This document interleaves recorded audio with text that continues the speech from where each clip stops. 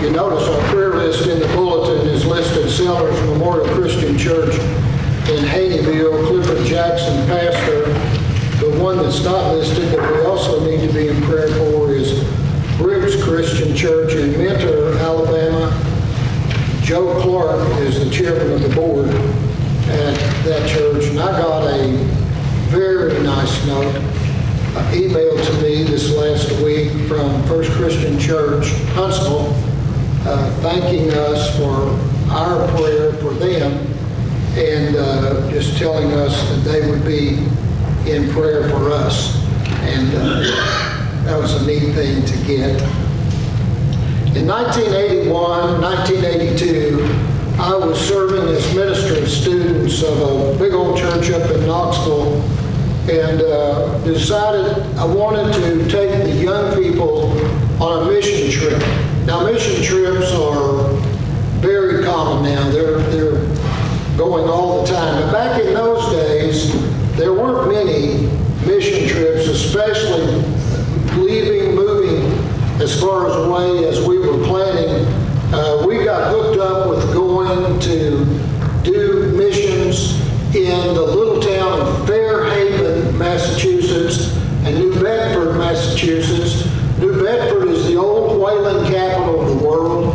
They have a very interesting whaling museum there that you can go through, and the Mariners Chapel, which is mentioned in Moby Dick, is there in New Bedford. If you ever get close to Boston and the coast, be sure to go to New Bedford. But we did. We prepared and took a large group up there and did concerts, outdoor concerts, and did Bible studies for children in the morning. And we were trying to help a gentleman named Ivan Watts. Ivan felt called to start a church there in Fairhaven where he lived. Ivan was one interesting person. He'd been a minister about 40 years prior and left the ministry and was a businessman for those 40 years. And yet God kept speaking to him and calling him, and he was willing to just get a group together, not trying to start a church necessarily, but just start off with a Bible study in his home. And I got a call one day, I was in Knoxville, and got a call, and Ivan once told me that little Bible study group they had been shut down by the local police because there was a local ordinance that you couldn't have a religious activity in a home. Well, you could have knocked me over with a feather. I didn't think, back in those days, that was just wild. I didn't think there was any place in America that was like that. Now, this was just a quiet little neighborhood. They didn't have that many people. It's not like they went outside and put up a big, huge white tent or anything. They were just meeting in Ivan and Ellie Watts's home, studying the Bible. And the city, they protested. They asked them to consider, but the city would not. The city continued to say, no, you cannot do that. It cannot be done. I'm really sorry to say, well, let me give you the good news. We got a lawyer that was used to those kinds of cases, and they ended up in a court deal in Boston, and they won. They were able to have the Bible study in their homes. That's the good news. But I'm really sad to say those kinds of laws against Christian activities are getting more and more and more all over our country. In our country, we will knock down a cross that's been there for 50 years because it offends somebody in the neighborhood. We can't have a creche, a Christmas scene like we have out in the front yard. You can't have that in many cities in this country. Can you believe that? And now there's an influence that really bothers me. There's a very strong influence from those who are anti-Christian to say that all of our founding fathers were people that had no religious conviction whatsoever. They take somebody like Thomas Jefferson and they just tear down his beliefs and etc. because Thomas Jefferson had some very quirky ideas about the Bible and etc. I will admit, but he was, I believe, a Christian, a follower of Christ. And my point is, these laws that are coming that are against the movements of Christ, the movements of Christianity, are getting more and more and more. Who would have ever thought that we would have to stand up for things and speak out for things that were just no-brainers when most of us were young, but that's the way it is. And so that's where we are in the 5th chapter of Acts. The temple, the Sanhedrin, which was the ruling body of the temple, was trying everything that they could to stamp out Christianity and any belief in Jesus Christ. And let me say something up front right now, and I want our young people to hear this. Christianity is a very exclusive belief. Christianity is not an inclusive belief. That's where your challenge is going to come through the coming years. There are many people who do not like Christianity, but they come at it and their teaching is, well, we're all the different faith groups, all the different isms, all the different beliefs, we're all just heading toward the same God. We choose different paths. You're going to hear this. You can hear it right now. We choose different paths to get to God, but we all end up at the same place. That is absolutely not true. It's not biblical at all whatsoever. Because I want you to know this so that when you start hearing this, and you're going to hear it right now, you can hear it today on the television. When you hear this, you're going to know better than that. Now, Christianity doesn't teach that we should obliterate all of the other beliefs. Christianity teaches that we turn the other cheek, that we love others as we love ourselves, etc. But it teaches that there's only one way to Christ. So I'm saying all of that to lead us into the 5th chapter of Acts, because what's happening in the 5th chapter of Acts, the first part of it is about Annas and Sapphira, and I'm not going to preach on that this morning. That's a very interesting subject that we'll have to take up at another time. But I want you to see that what's been happening is that Peter and John primarily have been going right into the colonnade that goes around the temple. They've been going there regularly. They've been on the streets, and they've been preaching Christ. Their message wasn't, hey, you're okay, I'm okay, we're all okay, you're a Jewish person, you've got your way, we're Christians, we've got our ways, let's all sing Kumbaya, we'll all get along very well together. That's not the message, and you need to see that. The message is that Jesus Christ is the only way of salvation, and they have been driving the leaders of the Sanhedrin, the Jewish leaders, nuts. They can't shut them up. They're thinking and talking probably privately, how do we get these people to shut up? So finally, they threw them in a jail in Jerusalem.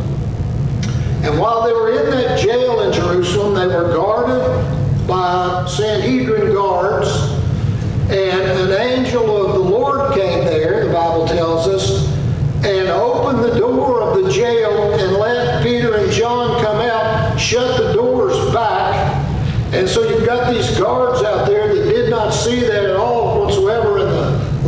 the Sanhedrin court came to that jail to get Peter and John out, they were going to throw the book at them, so to speak. They went down there and said, okay, open the door of the jail and let Peter and John out, and we're going to have a little court right here. And they opened the door. There's nobody in there.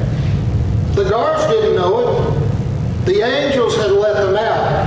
And almost anybody else, if we're honest with ourselves, almost anybody else would have been let out of that jail, and we would have hightailed it out of Jerusalem in a hurry, wouldn't we? I mean, some people will say that's just smart. That's just a wise thing to do. Get away from here. And Peter and John, and again, this is Peter that denied Christ there, warming himself at the fire when Jesus was being arrested and tried. Peter and John go right back out the same place, and they're preaching Christ. They're preaching Jesus was crucified, and they say it in a very abrupt manner. They say Jesus was crucified and you did it. I mean, they've got their finger out and they're sticking it right in the noses of the leaders of the Sanhedrin. You did it. You don't believe me? Go back through here and read it. That's what's happening. And so the Jewish leaders are, they just can't stand it anymore. They're ready to kill Peter and John. They're ready to do to Peter and John what they did to Jesus. I mentioned this last week. I'm going to mention it again, probably more. What is so critically important for us to see is that as you read this and you hear the responses of the Sanhedrin court, the most intellectual, powerful group of Jews in the world, when you hear the reaction of the Sanhedrin court and Peter and John are preaching the resurrected Christ, these Jewish leaders never argue with that. Don't you find that amazing?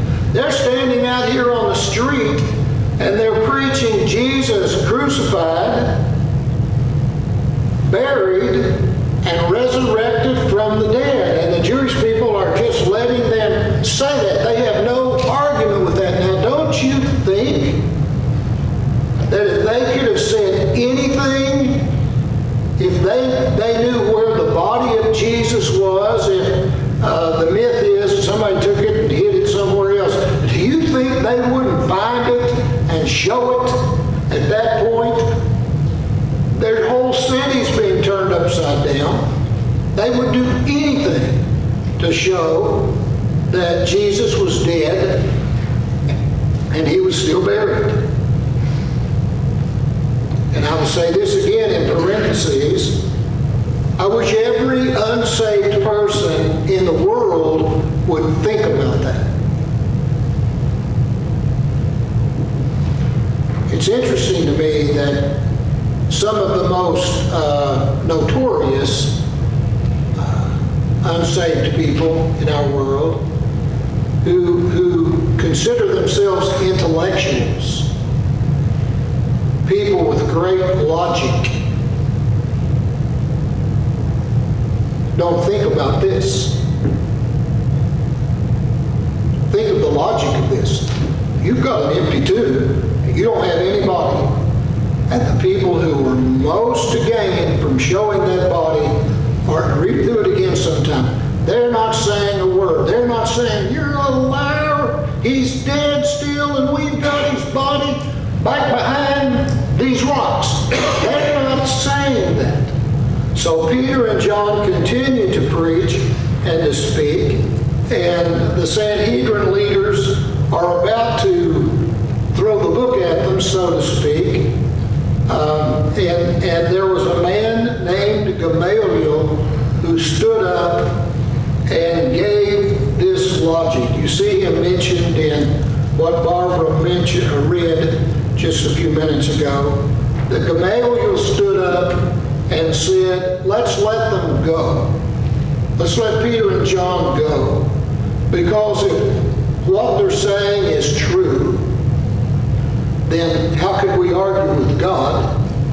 And if what they're saying is not true, it's going to end anyway. And then he uses a couple of examples that we'll look at in just a second. But let's talk about Gamaliel. Gamaliel was the most respected Jewish teacher in the world at this time. His grandfather had been a follower of the teachings of Hillel, who was one of the greatest teachers. And Gamaliel was not just a rabbi. I don't know if your translation gives you this. Gamaliel was a rabban. You say, what's the difference between a rabbi and a rabban? A rabbi is a teacher of another person. A rabban is like the head teacher. And so we know that Gamaliel was the head of the Sanhedrin court. He was a Pharisee. He was very greatly respected. Now I want you to see this in your mind. You've got this group, they've already sent Peter and John out of the discussion. They want to get them out of the building, so to speak. And they're talking, and their bottom line is they all want to kill them both, get rid of them. Gamaliel stands up and he gives this presentation on if it's of God, we can't stop it. If it's not of God, then it's gonna die out anyway. But I want you to see in your mind's eye a young man who's standing back out of the way. Can you see? There's a young man in there that's standing back out of the way. Can you see him? His name is Saul of Tarsus.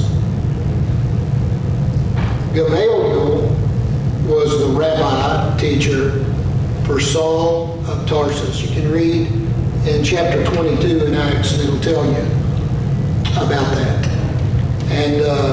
And so Saul of Tarsus didn't become a Christian that day. Saul of Tarsus persecuted Christians after that day. But I believe that God used what Saul of Tarsus saw and heard to mold him and to influence him when Christ invaded his life on the road to Damascus and he accepted Christ as Savior and Lord. Then God used all of that background and that teaching that he had received at the hands of Gamaliel. And so there they are. They hear what Gamaliel has to say. They've already led them outside.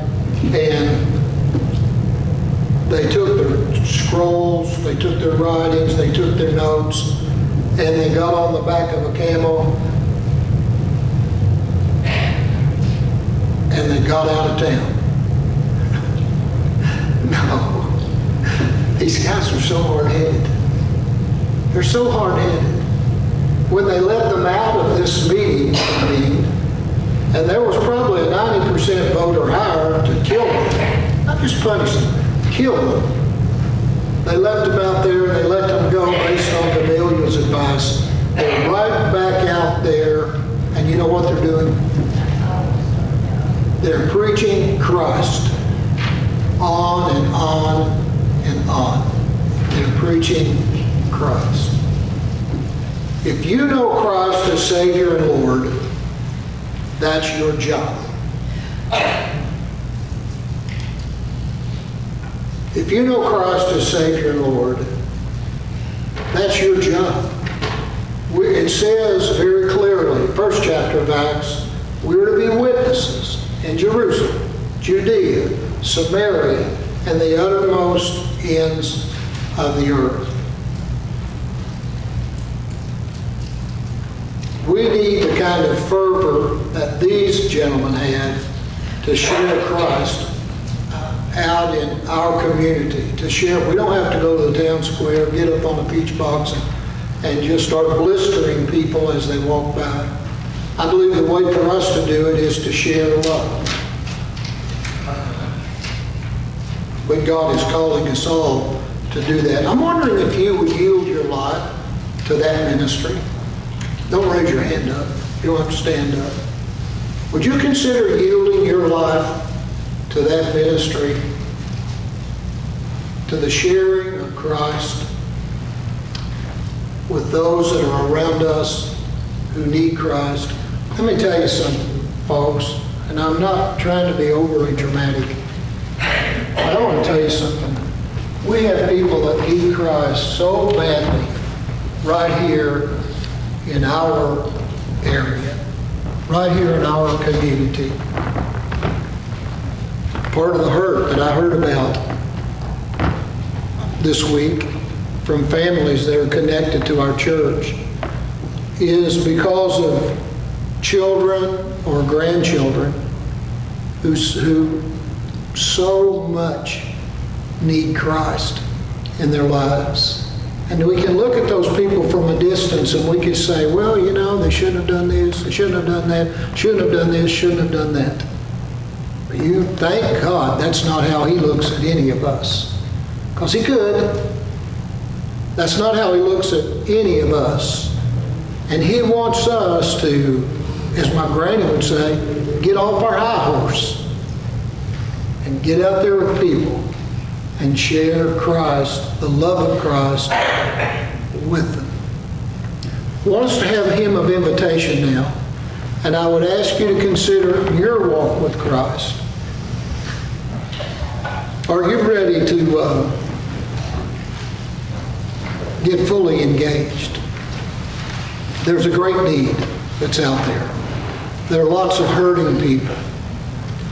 And I want us to be right on the forefront of this ministry in this area.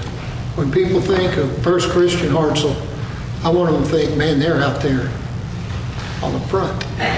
And I believe God will lead us out there, but right now we're in a time of getting prepared, getting ready. So